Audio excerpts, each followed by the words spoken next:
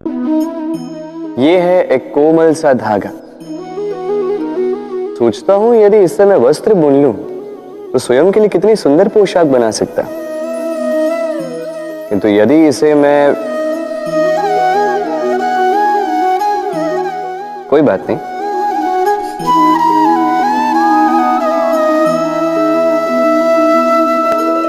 देखिए ये धागा तो जुड़ गया, बस इसमें अंतर यह है कि अब पहले जितना सरल नहीं है और इसकी लंबाई भी तनिक कम हो चुकी।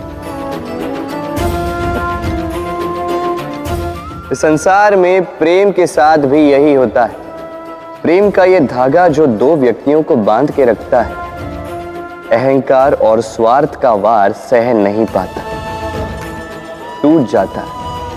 प्रयास करने पर यह संबंध भले ही पुनः जुड़ जाए, किंतु फिर भी पहले जैसे नहीं हो पाते, क्योंकि मन में गांठ बढ़ जाती।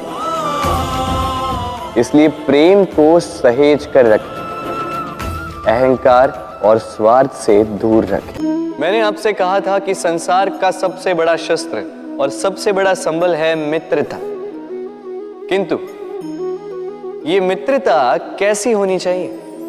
मित्रता होनी चाहिए दूध में मिले जल की भांति। कैसे?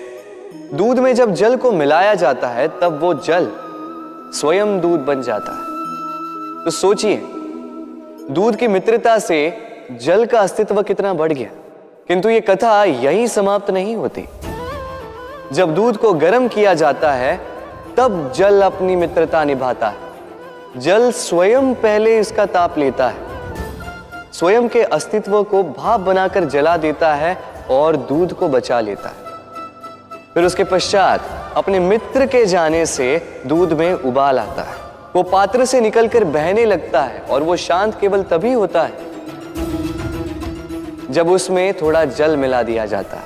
अर्थात मित्रता वो जो मित्र के अस्तित्व का विस्तार कर दे, मित्रता वो जो मित्र के लिए स्वयं के अस्तित्व को जला दे, मित्रता वो जिसमें सुख और दुख दोनों मित्र से जुड़ा हो।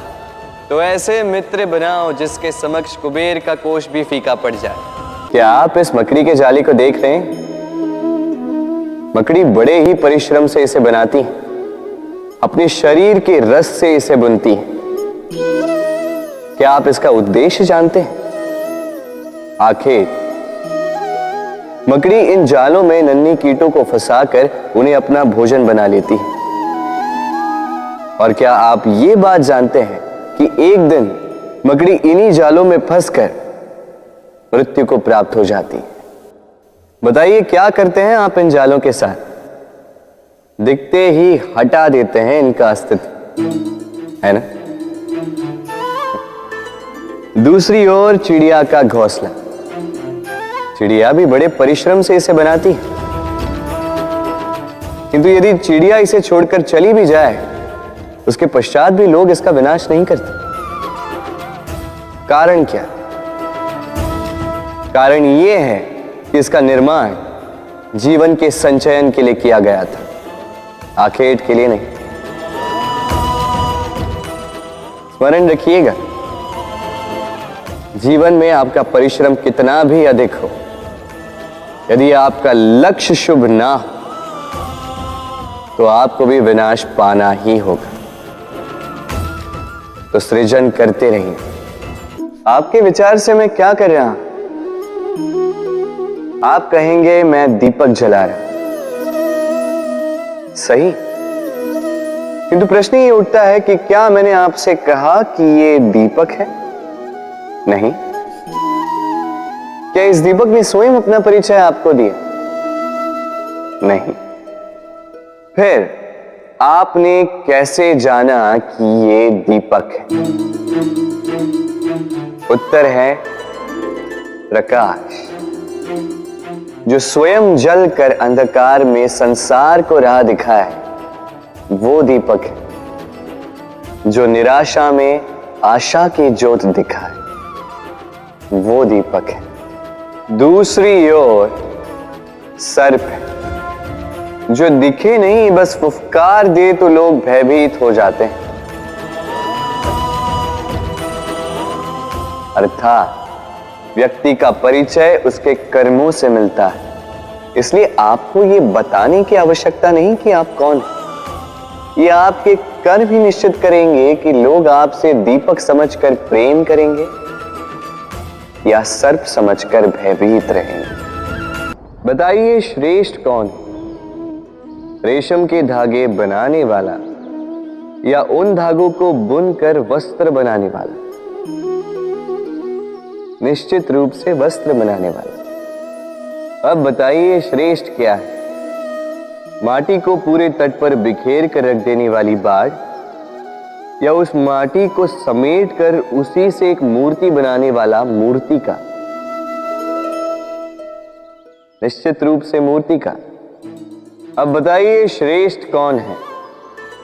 देवताओं और दानवों का वो दल जिन्हें अमृत प्राप्ति के लिए इस संसार में हलाहल फैला दिया, या वो महादेव जिन्होंने इस हलाहल को सूक्ष्म करके अपने कंठ में समाहित कर लिया?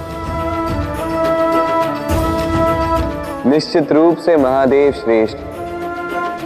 इसी प्रकार संसार में छोटी छोटी बातों को बड़ा करने वाले श्रेष्ठ नहीं होते, क्योंकि छोटी छोटी नोकझोंकों को द्वंद्व में परिवर्तित करना बड़ा ही सरल है। किंतु श्रेष्ठ सदैव वो होता है जो बड़े से बड़े युद्ध को समझौता बनाकर समाप्त कर दे। संसार में सबसे कठिन कार्य क्या है? कोई कहेगा पर्वत पर चढ़ना, कोई कहेगा तैरना, कोई कहेगा उड़ना। किंतु क्या यह वास्तव में कठिन है? असल में देखा जाए तो बस ये थोड़े भिन्न है। जो कर्म हमारे लिए करना थोड़े भिन्न हो, हम उसे कठिन समझ लेते हैं। जैसे तैरने की कला भिन्न है, पर्वत चढ़ने की कला भिन्न है, उड़ने की कला भिन्न है। जैसे कि कुछ लोग गणित और विज्ञान को कठिन समझ लेते हैं, तो वास्तव में ये बस साहित्य से थोड़े भिन्न है, कठिन नहीं। देखिए, इस संसार में कठिन कुछ भी नहीं है, बस एक दूसरे से भिन्न है। जैसे कुछ लोग हो, संबंध हो, किसी की सोच या विचारधारा हो, कभी कभी हमें समझ में नहीं आती, क्योंकि हमारी सोच और विचारधारा से वो भिन्न है। किंतु यदि ये समझ लिया जाए कि वो कठिन नहीं, बस थोड़े भिन्न है, तो अनेकों संबंधों को बचाया जा सकता है। एक शब्द है जो हमें कभी कभी या कहो कई बार सुनाई देता है, स्वार्थ। वो व्यक्ति स्वार्थी है, उसने स्वार्थ में आके ये बुरा कर्म कर दिया, आदि इत्यादि। देखा जाए तो संसार स्वार्थ को पाप का मूल मानने लगा, परंतु क्या स्वार्थ सच में बुरा है? नहीं। स्वार्थ ये शब्द बना है स्व से, अर्थात स्वयं से। यानी कि जिस कार्य में केवल स्वयं का अर्थ हो, केवल स्वयं का लाभ चाप हो, वो स्वार्थ। अब प्रश्न ये उठता है कि आपका स्व क्या है? यदि आपके स्व में केवल आप हैं तो आप अवश्य स्वार्थी हैं। यदि आपके स्व में परिवार सम्मिलित है तो आप परिवार्थी हैं। यदि आपके स्व में अन्य लोग सम्मिलित हैं तो आप परोपकारती हैं।